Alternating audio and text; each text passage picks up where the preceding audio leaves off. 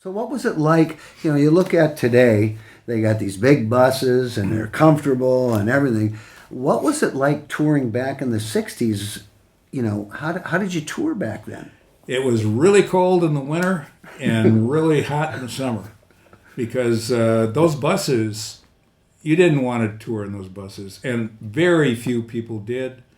Jerry Lee Lewis had an Oldsmobile four-door sedan with a trailer.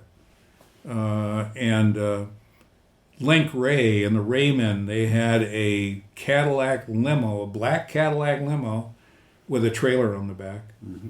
And we had a van when we first started, and we had a little surfing bird on it, Yeah. and the Trashmen on it. Yeah, I think we put 110,000 miles on that in about 9 or 10 months. And so we decided, there were other bands that had a bus, and we tried that. Buses were unreliable. They broke down in East Resumed Speed, Utah at 2 in the morning, and there's nobody to fix them. And you've got to be at a gig the next day. And so we didn't want to do that. So actually what we ended up doing was we had a station wagon, the biggest station wagon we could find, and with a heavy suspension on it, oversized tires on it, with a big trailer on the back. And we stayed at Holiday Inns and Howard Johnson's. Back in 1959, the reason that Buddy Holly was killed in a plane crash was because they were so cold in those buses. Mm-hmm. They were touring in school buses. People didn't know that. And the heaters were non-existent in those things. And they were freezing all day long. And the reason that Buddy was out touring is because, his record company didn't pay him. He didn't have any money. He needed the money. And it was not something that you would believe touring back then. I mean, it was not on a custom, $1 million tour bus. It was on a school bus, or you're in a car, and you're on the road. So how long were you out on the road? When you'd go on a tour, would it be a 10-day tour, come home, or how many dates did you tour in a year then? Well, we did 292 dates in 1964. Wow. And you were out on the road a long time. Yeah, and we were from coast to coast. I mean, California to New York. We were playing all over. And we never really got down into Florida, in the South too much. But a lot on the East Coast. A lot Minnesota, North and South Dakota, Wisconsin, Montana, Oklahoma. We were out a lot in Oklahoma, Arizona. I mean, but we'd have some long shots to go. I mean, I remember we played a show here in Minneapolis, and the next night was in Colorado Springs. You had the book. That was 1,000 miles. Yeah. And not quite 1,000 miles, but we left after that gig and just made it. And so you guys would take turns driving the vehicle. Yeah, and Steve had a Volkswagen that he would drive. He liked that Volkswagen, and so he would drive in the Volkswagen. He just liked that. And so a lot of times we had two vehicles that would go. Wow. And we played all those shows. A lot of them were just ballrooms. We were by ourselves. Yeah. A lot of them were 2 or 3 local bands, and then we'd come out and play. The money wasn't big at all at that time because there were no big venues like there is now. I remember the Four Seasons, I think, got $1,200. We got $1,000. Well, that was big money back then. Yeah, it was good money back then. But then, you've got taxes. Yeah. You got expenses. You got your agent, booking agent, and your manager. So by the time it gets to you, there's not a whole lot left. It always amazed me that thinking about those record companies back then is that, the record companies, they got paid. The pressing plants, they got paid. All the people that put the albums together, they got paid. All the advertising companies, and they all got paid, but the bands didn't get paid. The ones that actually did the music. But, you made your money on the road. Yeah.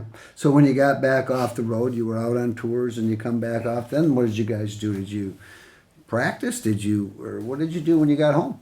Yeah, we would do that, but usually when you got home, you needed maybe new uniforms. We all wore uniforms. We wore identical uniforms, and we had uniforms made at a place called Kiefer's. Okay. Or if we found, uniforms somewhere else, we'd do it. But if we needed new clothes for the road, we'd do that. We'd do something about our social life, because social life on the road, not very good. Because you don't know who to trust on the road. You don't know who these people are. You get invited to parties. Not that you don't do that once in a while. I mean, you do occasionally do that, but we didn't do that too much. You're on the go. Yeah. So your social life is when maybe you get back and you might have a girlfriend or something, but I lived with my parents, actually. Not that I didn't want to live in an apartment, but I'm gone over 300 days out of the year. Yeah. So if you're married, that's not good. And it turned out not to be good for the other guys in the band that were married, with the exception of one, Bob, that worked out. But it's a bad deal if you're married, and if you got a girlfriend, if you're not ever around, it's not a good thing. So your social life wasn't very good, and but you'd see friends when you got back and relatives, and you might be back for 2, 3, 4 days, maybe, and then you're gone. And you're gone for, it might just be overnight, or it might be 10 days, or it might be 30 days. You go on the West Coast, we'd be gone for 6 weeks. Yeah. Oh. So what are do you have any kind of a memory that sticks out to you being on the road, that's something that happened to you? Oh, boy. Well, I mean, the things that happened to us, a lot of things happened to us. You run into a lot of, in small towns, a lot of times, or in big cities too, when alcohol is involved, there are girls in the audience that are smiling at you, and there are always guys that are there that don't like the fact that they're smiling at you, and they're waiting for you at the end of the night. And I'll tell you, we were threatened, if it was 200, 300 times, I mean, it just happened all the time. But we had one thing that put an end to all of that, and his name was Tim Rayberger. Tim was 6'9", very, very intimidating, long blonde hair, a mouth, if you know what I mean. Yeah. And he was, we didn't need guns. We had Tim. Yeah. We didn't need anything. We didn't need clubs. We didn't need knives. We didn't need anything. We had Tim. And, Tim on occasion had to put his prowess to work, but not very often. These people, when Tim would show up, they would disperse. They wanted nothing to do with him. So there were things that happened like that. I mean, we were in New Mexico, and there was a couple cars that tried to rob us. Didn't happen. Because back then, you had to carry all your money. I mean, you got paid, I would assume, cash, or because they didn't have, unless Western Union or whatever, but I mean, they didn't have what we have today. We had cash, and we had it in a suitcase. Cash in a suitcase. In fact, it's in the book. Everybody's heard about the bird. Yeah. The story about the suitcase. We had a suitcase. We got paid in cash. Didn't have enough time to go to a bank. Right. So we carried it in the suitcase, and it was up on stage with us all the time. And, one crazy thing that happened, we were counting our money in a motel room one morning when a cleaning lady walked in, as they do, without just as they knock when they're walking in.